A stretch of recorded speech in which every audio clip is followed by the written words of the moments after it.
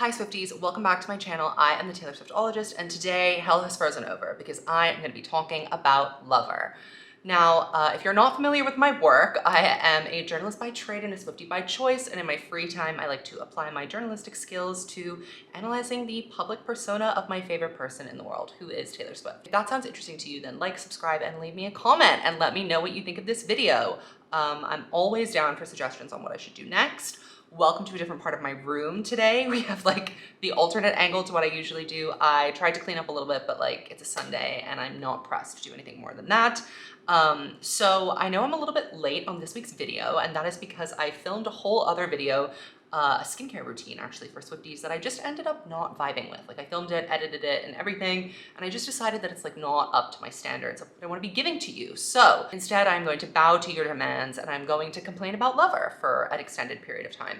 But also I'm going to be constructive because I have decided that only I can fix this godforsaken album. And how did I do that? I have eliminated some of the songs and reorganized the track list. Stay tuned till after I'm done with the ranking to see how I kind of did that. So before we get into it, I wanted to let you know that there are a few things in the works as of right now.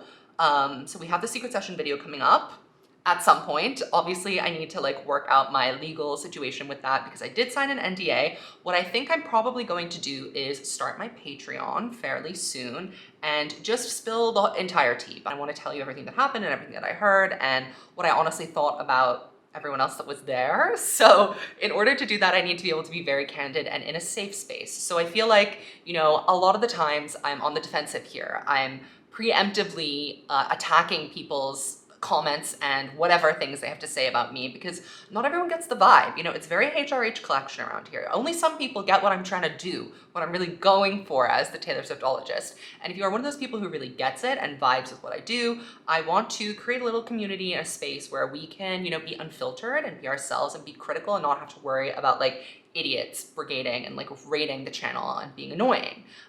So I think I'm gonna come up with some really fun stuff for the Patreon as well. I have this little Cruel Summer sticker. Can you see? Are you dying? I'm trying to come up with a bunch of different kind of like rewards for the different tiers that I'm gonna do, and one of them is absolutely gonna be some of these stickers that I found from a local artist. I'm gonna commission a bunch of them and give them away to you guys, send them to you in a little postcard. This one says, I don't wanna keep secrets, just keep you. It is Cruel Summer themed. If you have any ideas for what you would like the stickers to say, please leave a comment below. But other stuff that I'm gonna do is probably some exclusive videos. I'm gonna talk about subjects that I'm kind of afraid to talk about on my channel because I, again, don't wanna get harassed. I wanna have the space to go like really in depth and take my time going through content in the way that I would like to, and this all sounds very vague. There'll be some things coming out in the next couple of weeks that you can look to as examples of the content that I'm gonna start putting on my Patreon whenever it finally launches. But up first is going to be a deep dive, and I'm talking a deep critical dive into Miss Americana. I'm thinking this video is gonna be like an hour long, so buckle up and get ready for that. That's the kind of content that I wanna be making on my Patreon, and I wanna save the really good stuff for paying members of the channel, you know? Like, I wanna reward your support with the good shit. So if you want to just stick around for the fun, free stuff, obviously that will always be here for you. I'm not gonna stop making videos on this channel, but I am gonna start charging for the content that is, you know, really good and takes a long time to produce. I will also probably branch out and talk about other, you know, celebrities, other pieces of pop culture that I like. I might do a little newsletter. There are gonna be different tiers and I will explain it all in a future video. But today we are getting into Lover, and you know what, let's just dive in. I'm wearing my Lover inspired shirt. I am ready to destroy. So let's do it. The categories we have are Cruel Summer, obviously that's the best song of all time, so that's the highest possible accolade I can give to the songs on this record. Great Gown, Beautiful Gown, so that's like a really good song that is, you know, objectively very excellent, but maybe might not be my absolute favorite of all time. B-list, these are the passable songs, the ones that I can deal with, the ones that I don't wanna put into a blender and blend out of existence. Then we have Average. These are the songs that I find it harder to tolerate, but like if you put it on, I wouldn't throw up. And then I have the I Want It Unalive category. And these are things that I wish I'd never heard in the first place. And you'd be surprised at how many of them are on Lover. So let's just get straight into it. And we're gonna start with Not a Bang, because the first song on Lover is I Forgot That You Existed. And it's like, Did you, though? Did you forget that, he who must not be named existed? You didn't. And I feel like this didn't do what an opening song is supposed to do. It didn't set the right tone for the record, because Lover really is supposed to be like careless, like happy, free, confused, and lonely, but without the confused and the lonely part, just happy and free album. And I Forgot That You Existed carries a lot of baggage into it, like I really feel that we went through the catharsis of the Kimye stuff in Reputation, and we really didn't need to carry it over into the Lover era, especially, that was allegedly focused on positivity and happiness, etc., as was relentlessly shoved down our throats for months on end. I feel like I Forgot That You Existed just doesn't set the tone properly. And also, it's not that good of a song. Like, it's kind of cute. It's got a little bang bop to it, but I just was not a fan. So we're gonna put this in average. I almost put it in B-list, but I actually never listened to it, so I don't think I can justify putting it as something that I may occasionally listen to.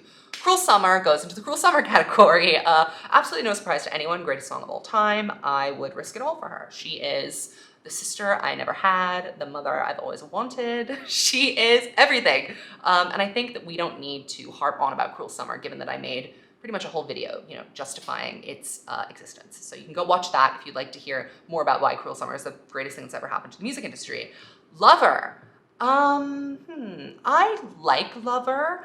I feel as though I was not in the best, I wasn't in a romantic headspace, let's just say, when Lover came out, the song and the album. So it kind of went over my head a little bit, which is probably why I had some trouble connecting to it. But I can objectively say that Lover has like this beautiful, like schmoozy, waltzy quality to it that's very like vintage, very retro Taylor. Taylor is a cheesy gal. She loves to be soppy and sappy and a little embarrassing. And the word lover is like kind of a gross, outdated word, but Taylor really brought it back into fashion. And this song could have been very embarrassing, and it wasn't.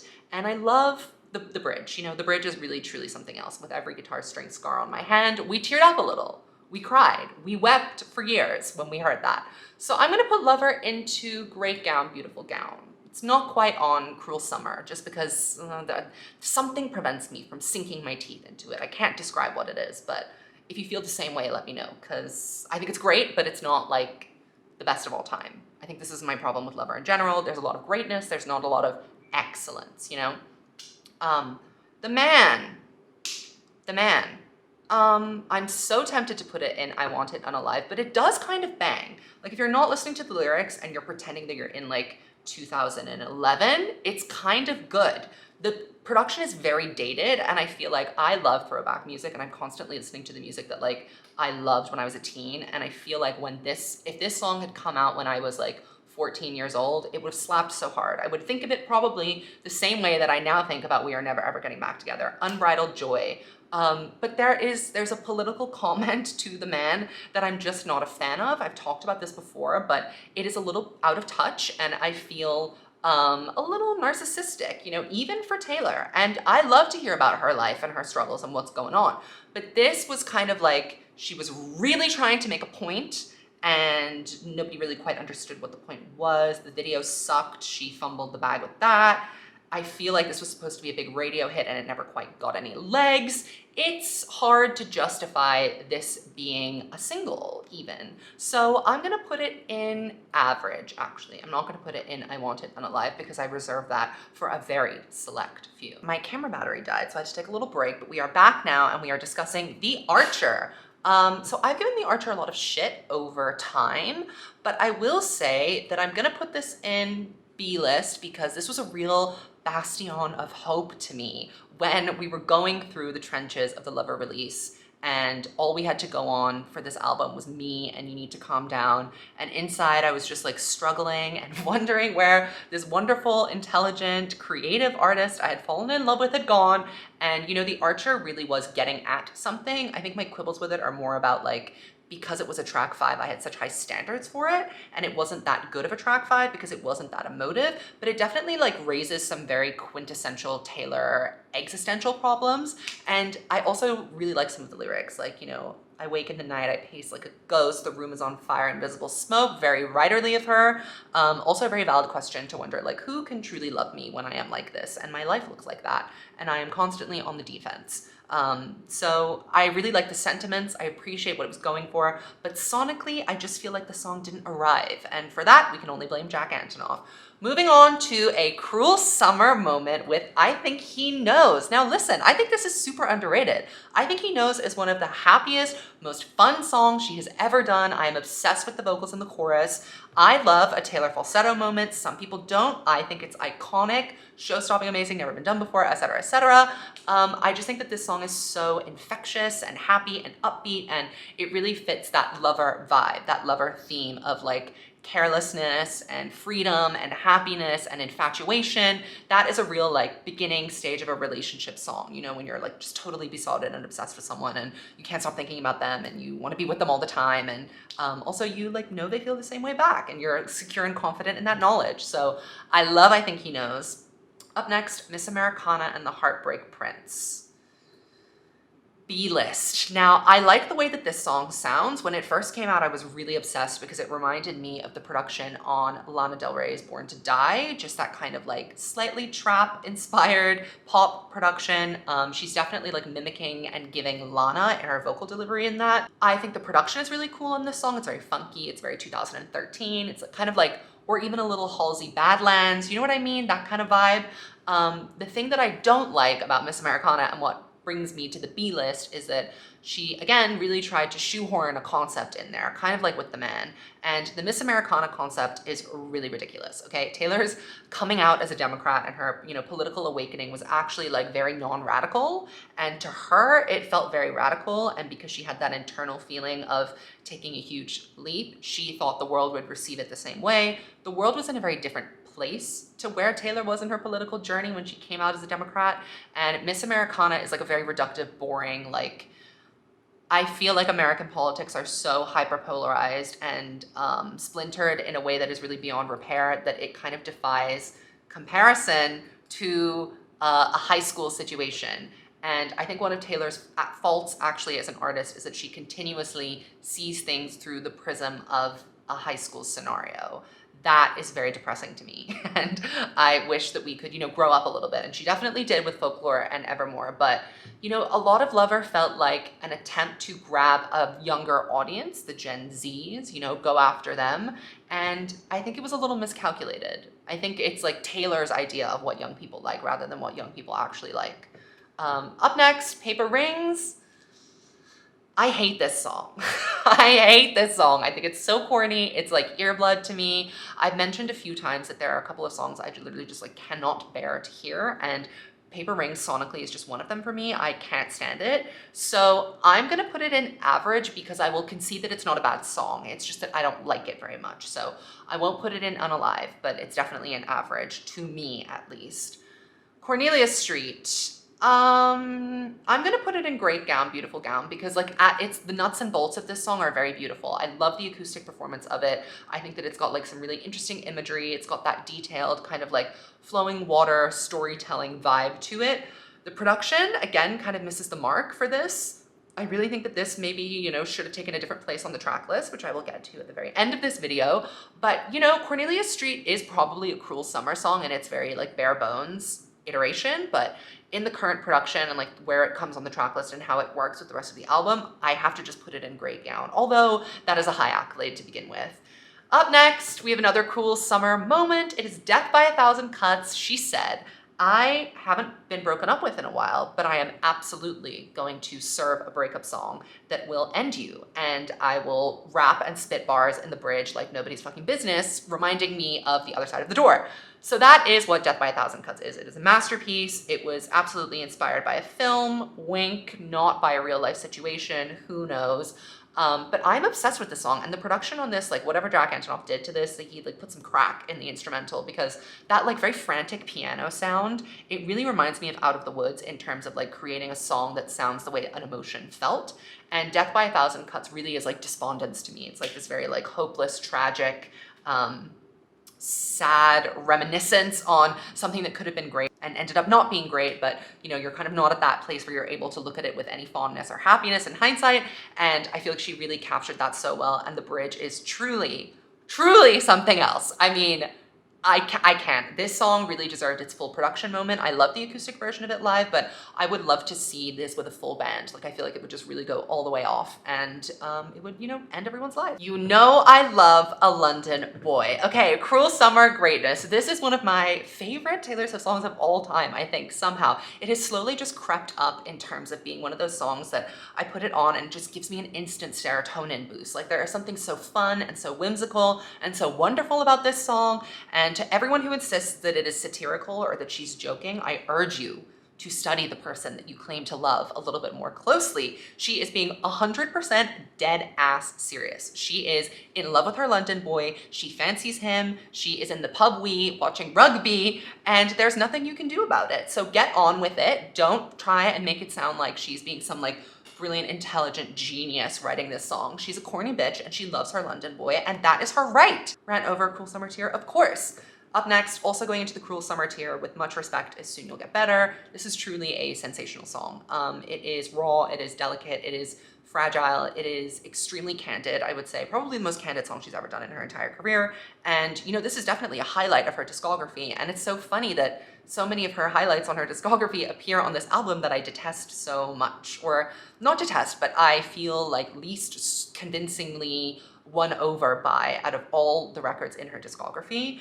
I mean, the highs are so high, and Soon You'll Get Better is no exception to that. This is truly a stunning song. I love the collab with the Dixie Chicks. I would love to hear a more interpolated version of this, where maybe they take some lines or there's an extra verse added on, but you know, it was perfectly executed, and the bridge is really heartbreaking, and the vocal delivery is very raw and real too. False God, I mean, you know what, I'm speaking my truth today, so I'm putting it in Cruel Summer tier. I love this song. This song is so peculiar. It's so daring. It's so risky. It's full of metaphors that like don't quite work, but are very intriguing and sound very interesting. The sax solo is truly incredible. Let's not forget the time when she was so afraid of horns, she wouldn't even let them be on her albums. Now we have a full-on sax solo. I think the SNL performance of this is beautiful. There's something very like slinky and mature and grown up and sexy and fiery about this song. And it's a real like jazzy number. I'm super obsessed with this. I would love to hear more stuff in the vein of this little ditty. Now we're just getting into the flops of the record now. We're scraping the barrel. We're getting to the very bottom of my hopes and dreams. You Need to Calm Down. I Want It Unalive. You know, there was a time when I would have said it was fun, but for reasons that I've stated in many other videos, this song, and you know what, we're gonna put Me in I Want It Unalive as well. Those two songs are just so beyond juvenile. They are an insult to her own intelligence and an insult to the rest of the greatness and the depth and the gravity of her catalog. I mean, these were serious public relations mistakes, and it's even more painful to watch her in Miss Americana sitting there writing Me, saying it's gonna be the first single without even finishing the song to begin with. Like, her instincts really led her wrong with this one, and that was very scary to me because I feel like Taylor's strongest thing is her instinctive knowledge of when something is gonna work or not. Reputation was a calculated risk, right? Look What You Made Me Do could have really gone badly, could have gone the way that Me went, but it didn't because it was actually a good song and there was a contextual reason for the song to be like that. There was no reason for Me to be a Kids Bop Trolls movie song.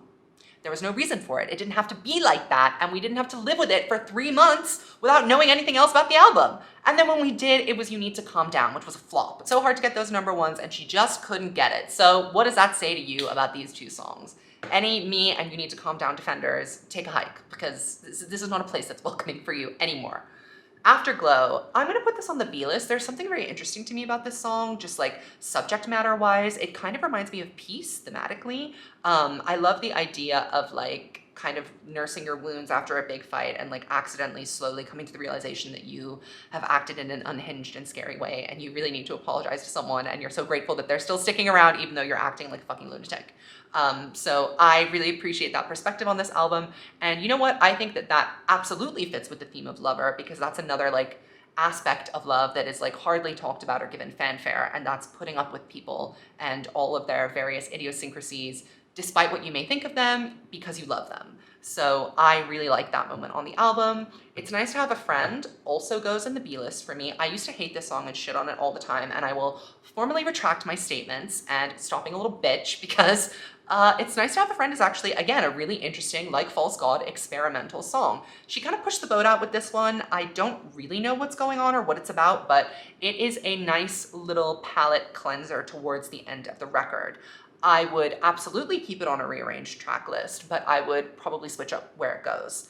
And finally, I Wanted Unalive, Daylight. Again, this seems to be the opinion that just like breaks Swifties' brains. They cannot handle the fact that I don't like this song. And I don't like the song because it's not authentic to me, and it's not authentic to Taylor, and I think it's a really forced metaphor. You know what? My opinion is that, Taylor wanted to call Lover Daylight at first, and I feel like she came up with a word and a vision and an idea for what this album should be and how it should reorient her career. Reputation was a decision that she had to make and not a aesthetic or sonic decision that I think she wanted to make. That music, while good and in character, is not very characteristic of who she is as an artist.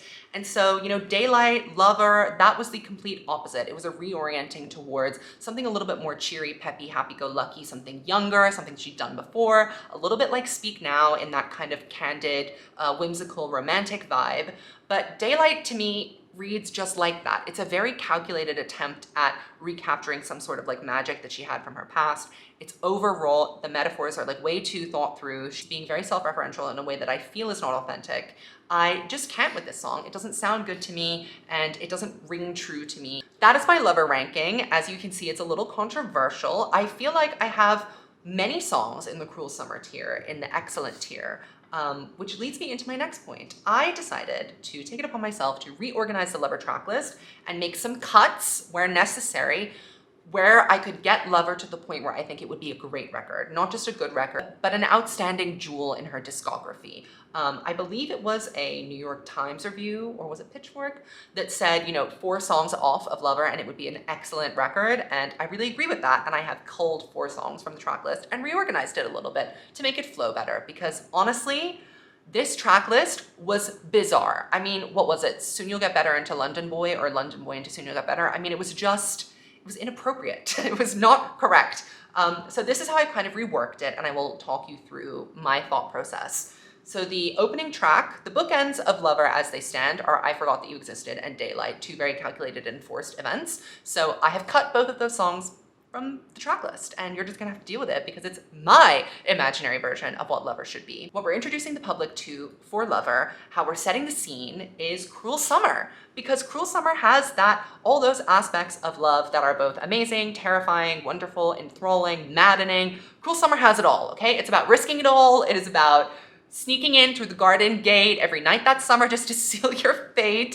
It is the mission statement for Lover, okay? Loving, being a lover, having a lover is complicated, it's cruel, it's hot, it's sweaty, it's a cruel summer with you, okay? So that is the first song. Then we go into I Think He Knows. I'm gonna front end Lover with all of the bangers because I feel like this is a happy and a not so serious record at its very heart, and we should begin with that. So the first 4 tracks that I have set up are Cruel Summer, I Think He Knows, Paper Rings, I kept it even though I don't like it, and London Boy. So these are all the kind of like wistful, wooing, whimsical early stages of a relationship, right? These are the feelings that you get when you're starting something out and you're feeling very excited by it. And that's one very powerful aspect and dimension of being in love. So I wanted to group all those songs together because I feel like progressively they each tell a story, with Cruel Summer being the opening number, of course. And then my track 5 for Lover is Cornelia Street.